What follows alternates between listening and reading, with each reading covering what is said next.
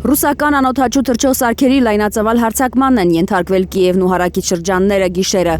Դարնիցկիի շրջանում 24 հարկանի շենքին է բախվել դրոնը, վերևի հարկերը վնասվել են։ Մեկ այլ թռչող սարք Դնեպրոպետրովսկի բարձրահարկերից մեկին է բախվել։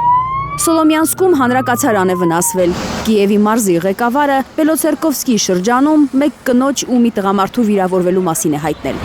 Վիժգորոդ քաղաքում նույնպես տուժածներ կան։ Առավոտյան էլ է շարունակվել դրոնային գրոհը։ Ըստ Զելենսկիի 500 ԱԹՍ և 40 հրթիռ են ռուսները արձակել Կիևի ուղղությամբ, այդ թվում կինժալ հրթիռներ։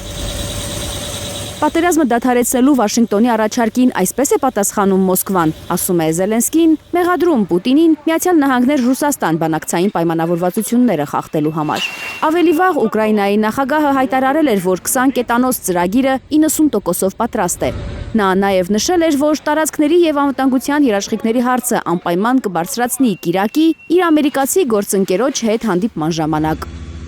Сьогодні ж практично годину говорили. 20 կետանոց ծրագիրը, որի վրա մենք աշխատում ենք, 90%-ով ավարտված է։ Մեր խնդիրն է ապահովել, որ ամեն ինչ 100%-ով պատրաստ լինի։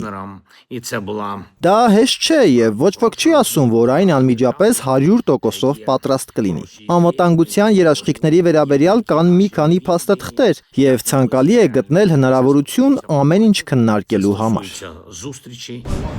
Միացյալ Նահանգներում են հանդիպելու Զելենսկին ու Թրամփը։ Ուկրաինայի նախագահը պատրաստվում է Սպիտակ տան ղեկավարի հետ խոսել նաև Զապորոժիեի ատոմակայանի մասին։ Զելենսկին գոհ է բանակցային գործընթացում ուկրաինական բանակի մասին կետից։ Դա ըստ նրա անվտանգության երաշխիքն է, որ Կիևը ստացել է Վաշինգտոնից։